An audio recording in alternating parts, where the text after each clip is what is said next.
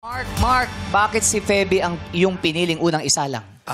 Nakita ko sa kanya na ready siya eh. Nung nag-usap din kami, sabi ko, yung boses mo parang may naririnig akong pareho. Tapos sabi ko, yan ba talaga yung style mo? Pinakanta ko siya ng Tagalog, pinakanta ko siya ng English. Sabi ko, alam niyo yung tunog na gusto niya. And I think she's ready. Thank you, Mark. Si Between naman, bakit si J. Mark ang napili mo unang sumalang? Tsaka ba't ka umiiyak, Between? Oy, Between. Yun na rin yung sagot ko siguro kasi puso talaga yung pinanggagalingan ng pagkanta ni J. Mark. So, yun, nakakatama. Handa silang lahat. Pero dahil si Feby rin yung pinili, maganda na lalaki. Para may variety. They're all ready but bagay siya. Bagay si J. Mark. Ayan. So, Miss Between, tanong ko lang po si J. Mark. J. Mark, habang nakaupo ako doon, bakit titig na titig ka sa akin? Uy!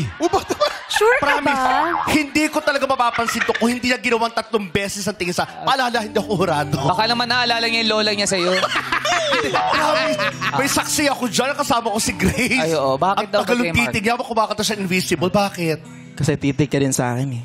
Ay, nakatitig ka rin pala sa kanya eh. Ikaw pala sa uli. Yun o. Hindi, baka umuhugot ka na ng lakas ng loob. Yes. Gusto kong ma-feel mo yung kinakanta ko. Na hindi ka invisible. Kasi ang kinakatakutan niya gagamba eh. So, Lalo at kulot ka kasi pero si ngayon. Noy, bakit si Raquel ang unang mong sinalang naman? To be fair, siya talaga yung nagpresenta. Kasi tinanong ko sila eh. Sabi ko, sino sa tingin nyo ang handa for today? Talagang walang doubt. Sabi niya, ako po. Ako talaga. Wow. So talagang parang feeling ko, kung meron kami isasalang na unang-una, yung ganun kabuo yung loob. And I mean, narinig naman natin, she's wonderful, she's great, and she's talagang, siya yung tama talaga. Oo. Thank you, Noy. Nagtampo pa nga si Lindo. Sabi ako rin, gusto ko rin mauna eh.